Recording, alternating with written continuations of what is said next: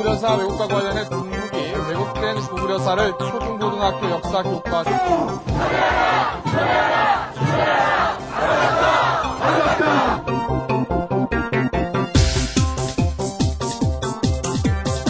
중국에 알 때만이 우리 민족은 살아가고 현재 고구려 역사에 대해 정말 모르고 있다는 것을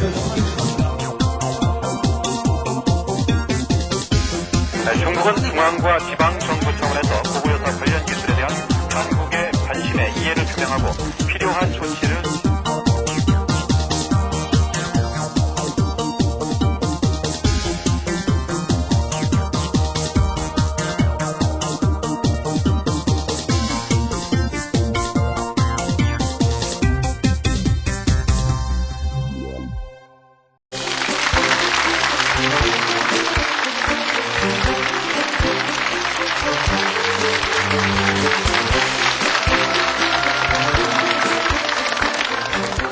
안녕하십니까. 오늘 이 시간에는 고구려 역사에 대해서 여러분과 대화를 나누려고 합니다. 요즘 저는 고구려 역사가 도둑맞고 얘기하고 있습니다. 왜 그런가? 이것은 고구려사를 중국에서 왜곡하는 수준이 아니라 완전히 도둑질해가는 수준이다. 저는 이렇게 말하고 싶은 겁니다. 다시 한번 우리가 돌아봅시다. 우리는 어릴 때부터 역사를 배우면서 학교를 다니면서도 마찬가지고 잘하면서도 마찬가지입니다. 고구려사가 역사가 아니라는 것을 한 번도 생각해 본 적이 없습니다. 너무나 당연한 거예요. 우리 할아버지가 누구다 하듯이. 그런데 이것을 근래에 중국에서는 갑자기 자기네 역사라고 이렇게 우기고 별별 근거를 다 대고 있으니까 이거야말로 참으로 황당한 일 아닙니까? 그래서 도둑 맞는다는 표현이 왜곡한다는 표현도 더 적절하다고 생각합니다. 제 얘기를 앞으로 여러분께서 들어보시면 충분히 이해가 가실 겁니다. 실제로 중국에서는 그동안에 고구려사를 자기네 역사라고 말해 본 적이 없어요. 그냥 그것은 당연히 조선사 또는 한나라 이렇게 말해 왔습니다. 그런데 한나라가 1890년대에 개항을 하고 나서 청나라 세력이 들어왔어요. 그 뒤에 중간에 일제식민지 시대에는 중국이 압박을 받으면서 여러 가지 제약으로 인해서 우리나라가 식민지 시대가 된 뒤에 교류를 활발하게 못했습니다. 또 1945년 이후 중국에서 새로운 정권이 일어났는데 그에 말할 것도 없이 이제 중화민국 또는 중화인민공화국입니다. 그래서 교류가 끊어졌어요. 끊어졌다가 1980년대 후반기부터 잠정적으로 국교를 트기 시작했다가 1992년에 정식 국교를 맺었던 것이죠. 그런데 제가 제 경험을 통해서 말씀을 드리면 제가 최초로 중국에 가본 것은 1989년입니다. 그때는 중국에 아무나 들어가지 못했어요. 장사하는 사람들, 기업하는 사람들만 허락을 해줬습니다. 저는 장사꾼이라고 위장을 해가지고 사실 중국에 들어갔습니다. 그런데 왜 제가 중국을 그렇게 일찍 가고 싶었냐 하면은 정말 고구려사라든지 우리 독립운동 유적지를 찾아보기 위해서입니다. 제가 중국을 한 10대 번 갔는데 한 번도 놀러 간 적이 없습니다. 전부 답사팀을 데리고 다니거나 아니면은 제가 공부를 하는데 도움이 될 그런 자료를 구한다든지 유적을 돌아보는 일로 왔다 갔다 했습니다. 그런데 89년에 제가 갔더니 제일 먼저 백두산에도 물론 가고 연변에는 우리 조선족 동포들도 만나고 그랬어요.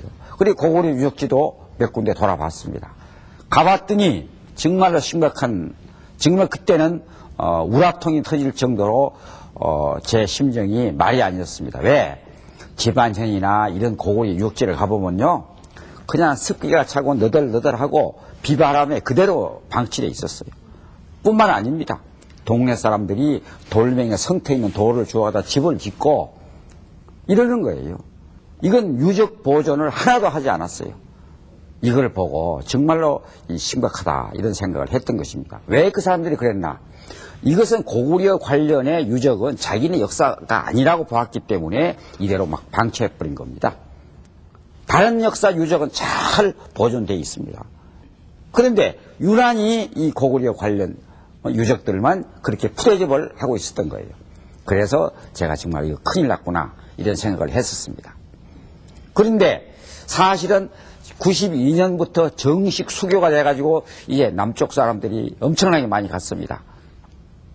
저는 그때 홍콩을 돌아서 저 북경으로 해서 심양으로 해서 이렇게 올라갔었죠. 빙빙 돌아서 갔는데 정식 수교한 데는 이제 직접 상해나 북경으로 가가지고 이제 들어갔던 것이죠. 그런데 이 사람들이 가가지고 무슨 일을 벌리고 돌아다녔느냐 하면은 남쪽에서 뭐 대추, 뭐 꽃감, 그 다음에 동해 고량주 이런 걸 쫙 싸들고 와요. 그래 백산에 올라가가지고 착 차려놓고 또 울긋불긋한 제복을 입고 그래서 제사를 탁 지냅니다.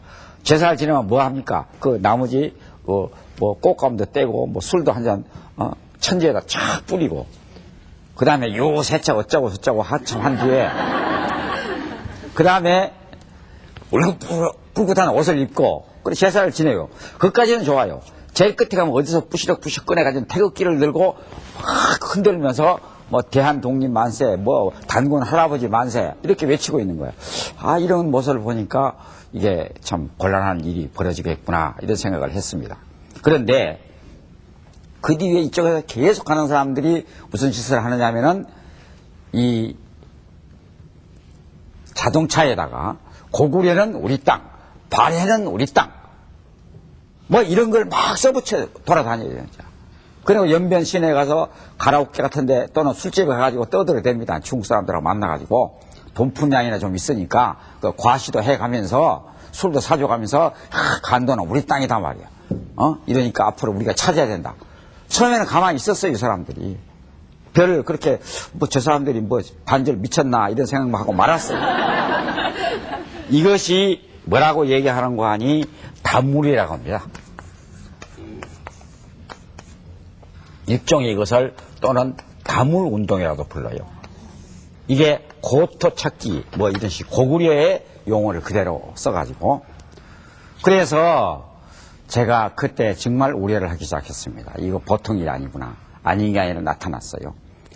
이 조선족들이 안내하는데 그 사람들을 불러다가 중국 경찰들이 벌금을 물려 그 사람들한테. 벌금은 또 500달러, 1000달러. 그 사람들이 그걸 어떻게 냅니까? 우리가 물려줘요. 또 그 다음에는 일송정에다가 우리가 일송정 여러분 다 아시죠? 네. 그 일송정에다가 기념 조형물도 만들고 뭐 글씨도 써가지고 일송정에 유래 같은 걸 썼어요. 그래 중국 청년들이 한글도 모르니까 이것도 무슨 간도가 자기 땅이라 이런 주장을 한 것 같으니까 그것을 깨부시고 막 오물을 뿌리고 이런 사태가 일어나기 시작한 겁니다. 이게 적어도 수교 직후에 일어난 현상이었어요. 그래가지고 이게 참 단순한 문제가 아니겠구나 이런 생각을 여러 사람이 해왔는데 아니나 다를까 중국 사람들이 이제 엉뚱한 소리를 하기 시작하는 겁니다. 그때부터. 뭐냐? 이제 이 사람들이 고구려는 이를테면은 순수한 조선사 또는 한국사가 아니다. 일사양용이라는 설을 주장하기 시작했어요. 일사양용이란 말은 한 역사를 두 군데에다가 적용할 수 있다. 그러니까 이 소리가 뭐냐면 고구려의 영토는 대부분 현재 중국에 있으니까 중국사일 수도 있고 그 다음에는 또 한국사일 수도 있다. 이 얘기를 쉽게 말하면 저는 이 얘기를 듣고 한참 생각한 끝에 조금 억울하기는 하지만은 그래도 뭐 저 정도야 어쩔 수 없지 않느냐 이런 생각을 했습니다. 왜 일사양용이 그럴듯하게 들리냐면 어쨌든 현재 고구려의 영토의 대부분이 중국 영토로 돼 있으니까 이것을 전혀 이 현실성을 무시할 수는 없지 않느냐. 그래 이 정도 같으면은 그래도 불만스럽지만은 참아줄 수 있던 거예요. 그런데 이게 대개 90년대에 이런 주장이 일어나기 시작한 겁니다. 수교 이후에 94년이라든지 98년 이 수준에서 이런 얘기가 나왔었어요. 그랬는데 이제 그 다음 단계로는 이 사람들이 안 되겠다 생각하는 거예요. 이거 가지고는. 그래서 다음에 나온 것이 바로 뭐냐면 동북공정이라는 게 나온 겁니다. 동북공정은 아까 말한 대로 일사양요의 다음 단계에 나왔지만은 이것은 오랜 동안 준비를 했다고 보는 것입니다. 적어도 90년대 후반기부터. 이게 동북공정이란 뭐냐? 동북이라는 건 뭔가요? 중국에서요. 중국의 땅덩어리가 크지 않습니까? 동서남북이 다 있어요. 이게 동쪽과 북쪽 그 지대. 이게 북경을 중심으로 해서 볼 적에 동북지방이라면 이 요즘에 이를테면은 동북 삼성이라는 것, 연영성, 심양성, 그 다음에 흑룡강성. 그런데 이것을 옛날에는 만주라고 그랬던 것이죠. 일본이 만주를 다 차지했던 겁니다. 만주라는 곳인데 이 동북지방에 대해서 프로젝트를 추진한다. 이거예요. 겉으로는 동북지방에 여러 가지가 낙후가 되어 있으니까 경제 수준을 높인다든지 또 외국의 투자를 많이 끌어들이겠다든지 이런 내용이지만 알고 보니까 이걸 딱 깊이 들어가 보니까 그게 아니에요. 순전히 고구려가 자기 역사라는 그걸 이론을 펴기 위한 그런 공작이었다 그 말이에요. 이게 심각한 얘기입니다. 이게 이제. 그래서 5개년 계획에 의해서 2002년부터 5개년 계획에 의해서 돈을 3조를 투입하고 연구 인력을 200명을 동원해가지고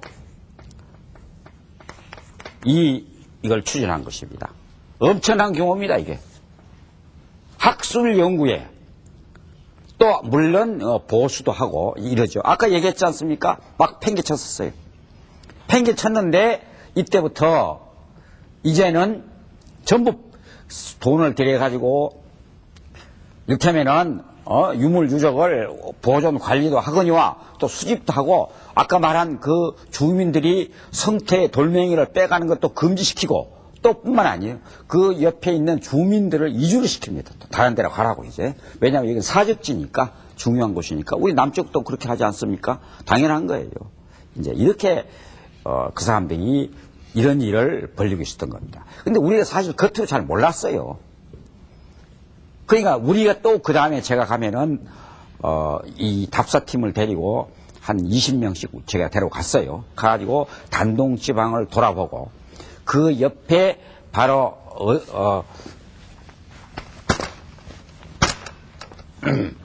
한반도가 이렇게 있죠. 제가 사실 국민학교를 안 다녀가지고 이게 음악하고 그리는 솜씨는 영 아주 못합니다. 여기가 압록강이죠. 여기 이제 발해만이 이렇게 있고 산동반도가 이렇게 있죠. 대충 알아두세요. 만주가 이렇게 있는데 백두산이 여기 있죠. 근데 여기에 이제 톡 튀어나온 데가 이게 산동반도 발해만이죠, 이게. 그런데 바로 이 단동에서 옆으로 요동반도 쪽으로 가면 이게 이제 중국에서 나중에 얘기하겠지만 수나라 당나라가 여기를 쳐들어와서 평양까지 공격하려는 그런 루트입니다, 이게. 또는 백길로 오는 경우도 있고. 그런데 이 일대에 요동 지방이 일대에 바로 안시성이라든지 고구려 성들이 쫙 있어요. 근데 그 성 중에 하나가 백암산성이라는 데가 있습니다. 그래서 단동에 있는 어떤 분한테 역사학자입니다. 부탁을 했어요. 우리 이 답사팀을 그 좀 백암산성에다가 알려해달라. 그러니까 귀에다 대고 우리 조용히 갔다 옵시다. 절대로 알리지 말고 우리 아주 시끄럽게 하지 맙시다. 그러더라고. 그럼 비밀 지키겠다고. 근데 갔어요. 같이 들어가 봤더니 백암산성이라는 글자는 하나도 안 보이고 연주성, 옛날 연나라 땅이었다. 거기가. 그러니까 연주성이라고 다 써 있어요. 고구려라는 말이 한자도 안 들어가 있어요. 거기. 기가 막혀요. 제가 보니까 역사를 아는 사람이 볼 적에는 이게 단순한 게 아닙니다. 그런데 이 백암산성에서 바로 당나라 태종이 고구려 군사하고 싸웠다는 전설들이 지방에는 무수하게 나와요. 나오는데 정작 안내 표지판에는 그런 말을 싹 뺐다는 겁니다. 이건 이제 더 큰일 나기 시작하는구나. 저는 이걸 바로 느꼈습니다. 그런데 이 백암산성 그 주변에 모든 안시성이라고 알려진 그런 성들도 있고 여러 군데 있는데 이제 못 들어가게 통제하는 것입니다. 그때 전부 이제 딴 사람을 통제하는 게 아니라 이 남쪽에서 온 한국 사람들을 전부 못 들어가게 통제하는 거예요. 그때 이 사람들이 서길수라든지 이런 모든 연구자들까지도 여기 못 들어갔어요. 특히 KBS라든지 MBC라든지 촬영팀들도 못 들어가겠어요. 완전 통제를 했습니다. 이때부터 시작된 거예요. 이게. 90년대 말기입니다. 이게. 제가 제 한국사 이야기가 98년에 첫 책이 나왔는데 그 기념으로 역사 기행팀을 데리고 갔던 것이에요. 그때니까 89년 99년 얘기입니다. 이를테면은 이런 심각한 일이 내용적으로 벌어져 있었던 겁니다. 그런데 그걸 잘 몰랐어요. 우리는 사실 나도 우려는 했지만은 그 내용이 그렇게 심각한지 아닌지 몰랐습니다. 그러면 동북공정에 대한 구체적인 얘기는 조금 뒤에 하고 과연 자기네 역사라고 그러는데 그럼 중국 사람이 옛날에 그러면 고구려사를 정말 자기 역사를 한번 생각해 왔는가요? 절대로 그게 아닙니다. 제가 몇 가지 얘기를 들어보겠습니다.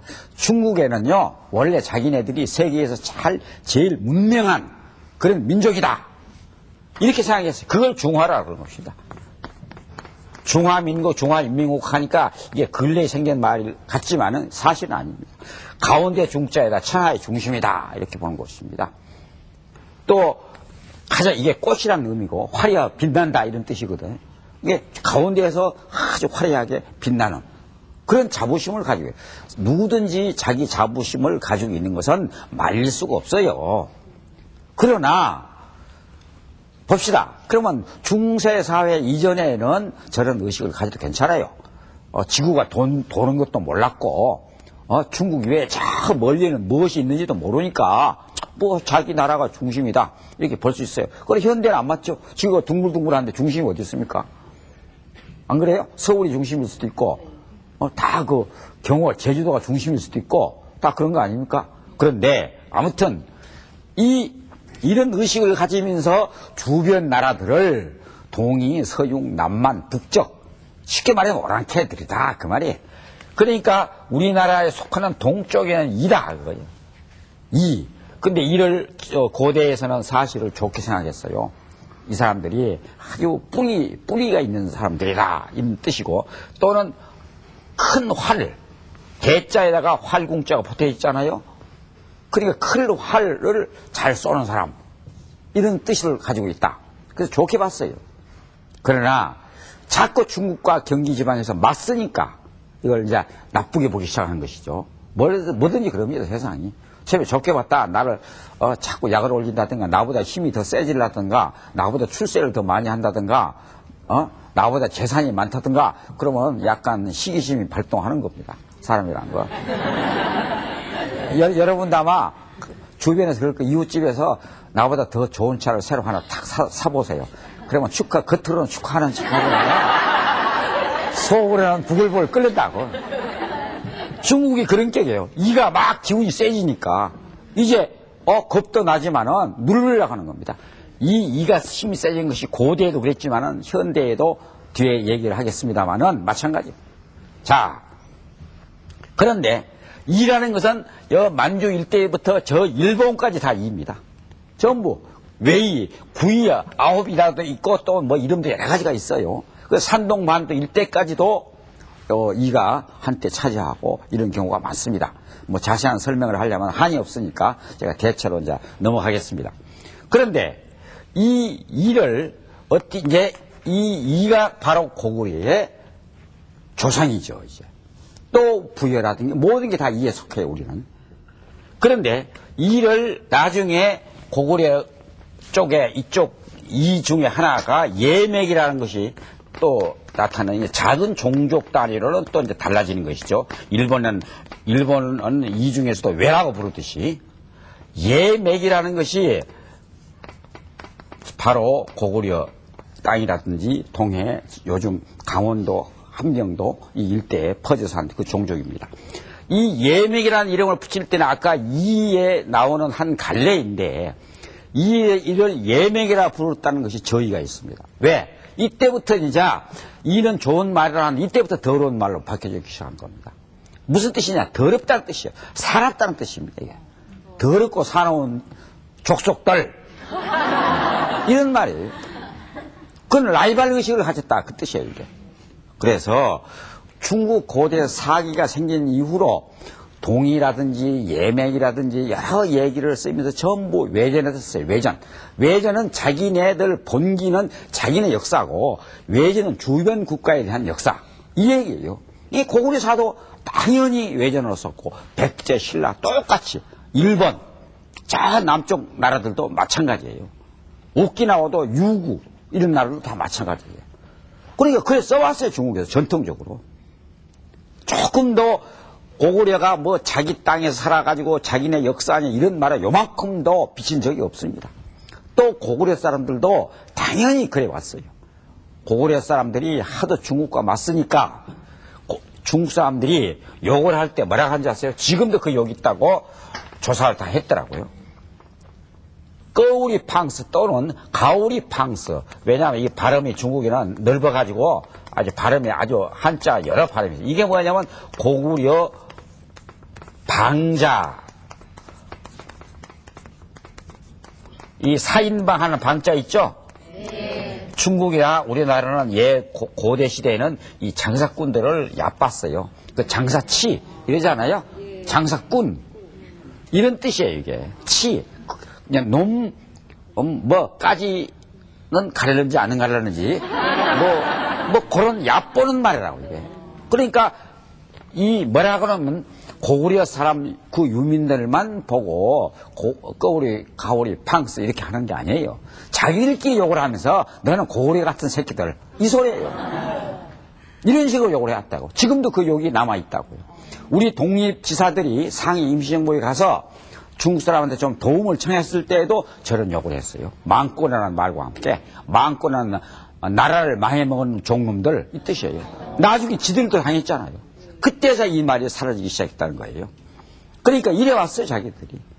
하도 자기하고 맞으니까. 심지어 고구려 세력이 북경 근방에 가면 고려 영이라는 게 있는데 그 영이라는 것도 고려라는 이름에다가 영은 군영할 때 영이니까 거기도 고구려 사람들이 살았다 이런 증거가 있는데 그런 과정 속에서 저런 말이 생겼던 겁니다.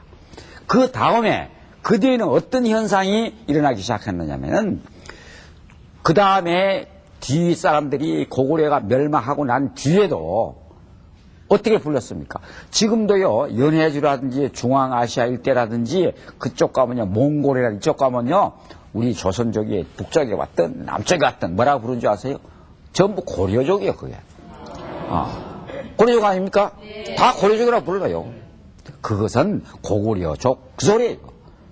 그러면 그 대신에 일본은 옛날에는 조선족이라고 주로 썼지만은 또 근래는 이제 한국과의 관련이 또 깊으니까 한족 이런 말도 쓰지 않습니까? 그 대신에 중국에서는 전부 조선족으로 쓰지 않습니까? 이게 지역 정서와 비슷한 거예요. 또 고려 때에 우리나라가 유럽에 많이 알려졌기 때문에 처음에는 네덜란드라든지 이런 나라들이 자기네 발음대로 우리나라를 표기를 할 적에 고려를 표기할 때 꼬레아 또는 꼬리 시자로 시작하는 겁니다. 그게. 나중에 이제 K자로 어느 때부터 바뀌어졌다고 그러는 것이죠. 일본이 이렇게 공작을 했다. 왜 그러냐면 알파벳 순서로 쫙 나라 이름을 적다 보면 재판이 K보다 앞선다. 그래서 저게 이건 모르겠어요. 사실은 C로 쓰면은 또 일본 J보다 앞선다. 이랬다는 겁니다. 그러니까 이런 특성을 가지고 있으니까 중국에는 고구려라는 것이 얼마나 많이 알려졌는지 모릅니다. 고선지 장군이 고구려 유민이에요. 근데 고구려 유민으로서 명장이 돼가지고 실크로드 쪽을 정벌을 해가지고 영토를 굉장히 넓혔죠. 그런데 당나라 사람들이 당나라 시기를 해가지고 고선지 장군을 저놈은 꺼우리 팡스다. 그래 이게 다 당서에 나옵니다. 고구려 노다 또는 그러니까 꺼우리 꿔 노라는 건 꿔 이렇게 부르거든요. 꺼우리 꿔 이렇게 욕을 했다는 거예요. 그런 기록이 다 나오는 거예요. 그뿐만 아닙니다.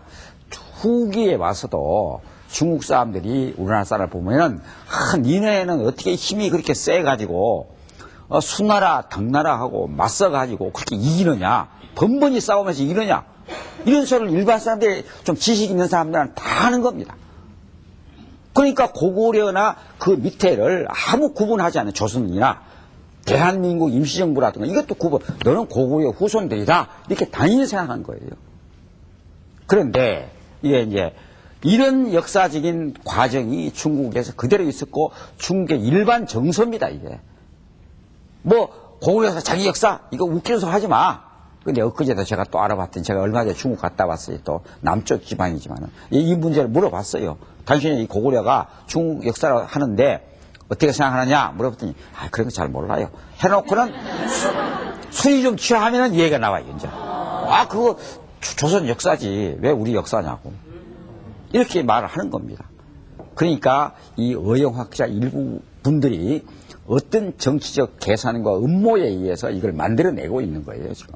자, 그런데 이런 중국 일반 정서가 계속돼 왔지만은 중국에서는 주변 국가들에 의해서 여러 번 중앙 정권이 지배당한 적이 한두 번이 아닙니다. 쉽게 말하면 징기스칸의 원나라도 있었고, 그 다음에 요, 금, 마지막으로는 청나라가 이제 중국을 차지해가지고 중국에 동화돼가지고 이를테면 정치를 폈는데 청나라도 나중에 가면은 여진족, 이를테면 만주족이에요. 그게.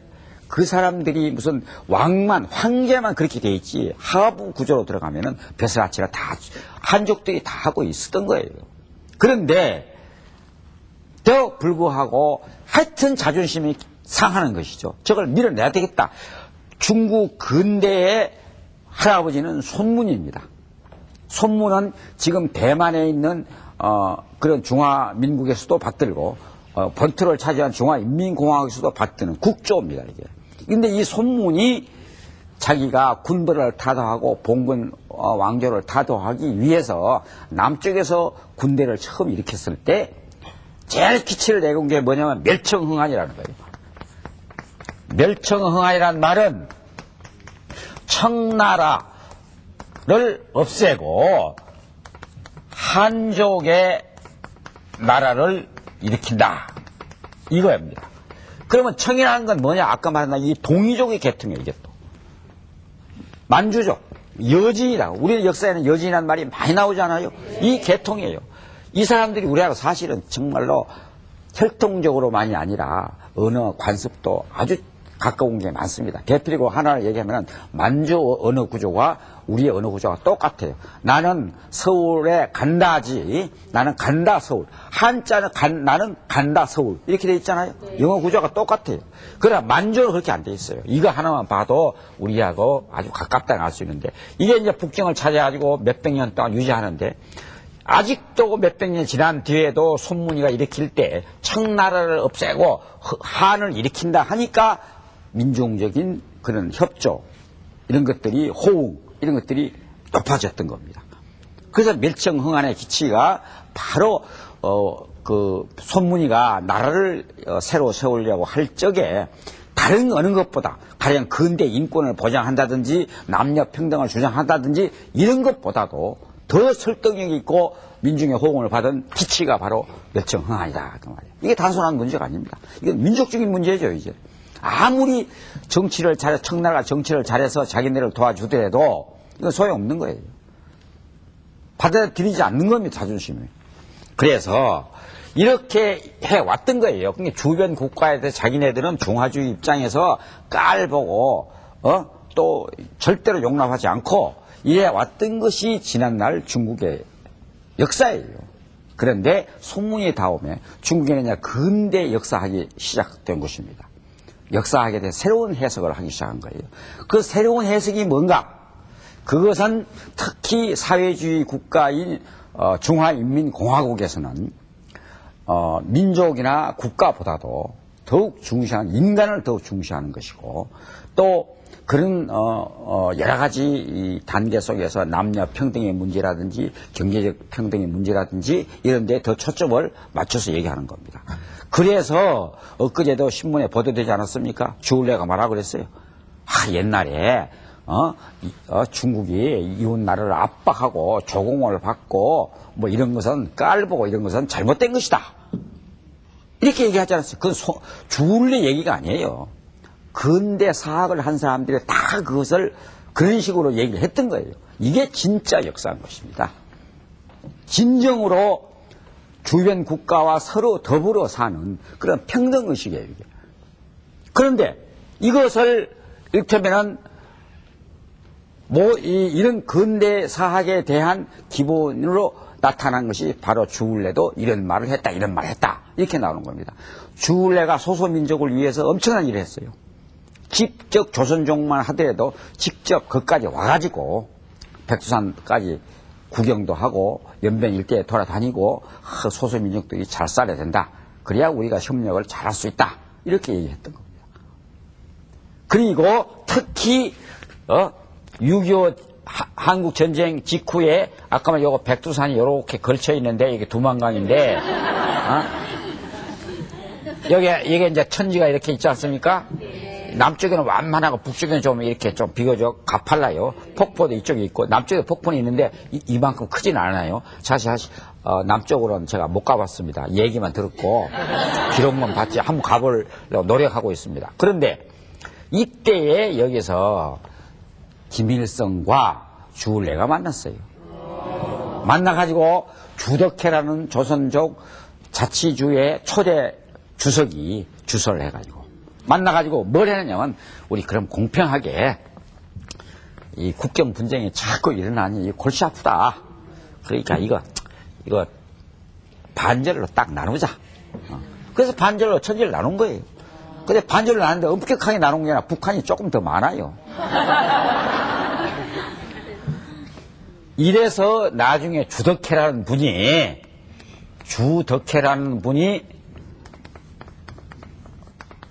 어떻게 되냐면은 홍위병 때 잡혀가지고 북경 감옥에서 죽었습니다. 백두산을 천지를 넘겨줬다 해가지고. 사실은 주은내가 그때 김일성 보고 너 저 한국전쟁 니들 다 망할 때 우리가 도와줬으니까 이 천지는 우리한테 줘. 이러면 당할 수도 있어요. 그런데 서로 타협을 해가지고 그런데 보는 눈에 따라서는 뭐라고 얘기하는 거냐. 아까 홍위병한테 주석이 핍박을 당해서 죽었다고 하듯이 또 남쪽 사람은 뭐라고 생각하냐. 김일성이가 천지를 팔아먹었다. 또 이렇게 보는 거예요. 이게 반절이라도 찾았다. 이게 아니고 또 저쪽 입장은 또 반쪽을 넘겨줬다. 그러니까 사물을 볼 때에는 자기 중심적으로 어떻게 보느냐에 따라서 이렇게 달라지는 것입니다. 누구를 찬양하려는 그런 뜻이 절대 아닙니다. 그런데 이런 역사적인 과정을 가지고 주울레가 그런 의식이 있기 때문에 그 소수민족을 위해줬습니다. 그런데 뒤에 더 중요하게 얘기할 부분이 있어서 제가 이 전제를 다는 겁니다. 이 조선족에게 모든 풍속, 언어 마음대로 쓰라 그랬어요. 그러니까 말도 중국어와 조선어를 같이 쓰라. 그래서 모든 학교도 가면 한쪽에는 한문으로 쓰여있고 한쪽에는 한글로 다 표기되어 있어요. 그런데 무서운 걸 이것만 알아두십시오. 모든 것을 특혜를 다 줬어요. 아들을 하나, 중국 쪽은 하나만 낳게 했지만 여기는 둘을 낳게 만들었다. 이런 특혜를 줬어요. 직장에 갈 때에도 더 특혜를 줘. 겉보기로는 이게 그럴듯해 보이죠. 알고 보니까 이것도 참 심각한 문제가 거기 있더라. 뭐냐, 인간이란 거 사실은 조상 몰라도 돼요. 뭐 조상을 내 할아버지 이름이 모르면 어때? 아직 먹고 사는데 지장 없으면 되지. 괜찮을 수 있어요. 역사 같은 거 공부하면 뭐해요? 골치 아프면 아프지. 고리타분하지. 그냥 영어나 잘해가지고 출세해가지고 빨리빨리 돈이나 잘 벌면 되지. 이럴 수도 있어요. 그러나 그건 아닙니다. 자기 뿌리라는 것도 있고 정체성이라는 있고 그런데 이 조선족들에게 모든 언어라든가 풍속을 지키게 하면서도 딱 한 가지 못하는 게 있습니다. 한국사를 안 가르쳐요. 중국사만 가르치게 합니다. 너희들은 뿌리를 잊어라 그거야. 국적이 중국이니까 중국 민족으로서 동화되면 끝난다 그거죠. 이들 살 길도 열어줄 테니까 골치 아픈 생각 하지 말아라. 그래서 이 사람들은 한국사를 전혀 안 배웁니다. 이건 여러분 잘 몰랐죠? 네. 이게 심각한 겁니다. 이래서 한국 사람 안 모르고 중국 사람은 잘 알아요. 조선족을 가이드를 뽑아놓으면요. 중국 가면 여러분들 가이드를 다 조선족 가이드하고 같이 접해봤죠? 중국 사람은 잘 알아요. 어쩌고 저쩌고. 근데 한국 사람 하나도 몰라요. 내가 한 번에 호통을 친 적이 있습니다. 진시황이 불사약을 구하러 갔는데, 그것을 진시황이 어디로 갔냐면, 서부를 일본으로 보냈다. 이렇게 말하는 거예요. 그래서 내가 나중에 불렀어요. 아, 일본에 보냈다니 지금 무슨 소리냐? 일본에 보냈다는 기록도 있어요. 그런데 이것만 알고 조선으로 보냈다. 이건 모르는 거예요. 내가 이래줬어요. 당신한테 이게 무슨 꼴이냐. 이렇게 또 따라다니는 사람들도 한국 관광객이다 그 말이야. 더군다나 이렇게 자기 역사를 모르는 것입니다. 그래놓고 또 뭐라 하는지 아세요? 간접적으로 이번에도 그런 증언들이 막 나왔는데 이 사람들이 대개 남쪽에서 간 사람들이에요. 함경도에 간 사람들은 연배 일대 살기는 살죠. 평안도 간 사람 살죠. 근데 흥림홍성이나 쫙 뒤로 가면요. 주로 경상도, 전라도, 충청도 사람이 많이 갔어요. 그게 일제시대에 개척 이민을 한 것입니다. 그런데 이 사람들한테 어떤 식으로 하냐면 나는 고구려의 후손이다가 아니고 나는 신라의 후손이다. 이렇게 가르쳐. 그러니까 당신이 그러면 옛날 누구의 후손이냐면 고구려 후손이 말이 안 나와요. 당연히 그 일대에 사니까 우리는 고구려 후손이다. 이렇게 나와야 되는 거 아니에요? 이게 자연스러운 거 아닙니까? 그런데 신라의 후손이다. 왜? 그러니까 경주에 왔다. 안 그러면 전라도에서 왔다. 그럼 백제의 후손이고. 그럼 또 어떻게 되는 거예요? 그럼 이게 이 간접적으로 민족 의식을 말살시키는 겁니다. 이런 생각을 갖지 말도록 유도하는 것이다. 이런 것이 오늘날 중국의 현상이에요. 조선족이 지금 한 200만 중국에 살고 있지만은 절대로 그 뿌리를 쉽게 잊어먹을 수도 없습니다. 그러니까 민족이라는 것하고 그 다음에 민족의 근거지가 되는 그런 영토, 그 영토를 가르는 국경 이런 문제는 단순하게 넘어갈 수가 없습니다. 이것이 합리적으로 해결되지 않으면 끊임없이 분쟁을 야기하는 것이에요. 근데 이런 것과 결부돼 가지고 결국은 동북공정도 시작된 것입니다. 동북공정이라 말하면은 앞에도 얘기했지만은 중국의 동북 삼성, 즉 길림성, 흑룡강성, 요녕성 이 세 지방에 대한 조선족에 대한 여러 가지 문제를 새롭게 해석하고 그걸 정치적으로 어떻게 엮어나갈까 하는 그런 계획에 의해서 만들어진 것입니다. 지금까지 개설적인 이야기를 대체로 한 것 같지만은 이 다음 시간은 동북 공정에 대해서 구체적으로 그것이 무엇인지 어떻게 실시되고 있는지 또 그 다음에는 마지막 우리 조선족과의 관계, 우리 통일과의 관계 이런 문제에 대해서 말씀드리기로 하겠습니다. 지금까지 열심히 들어주셔서 감사합니다.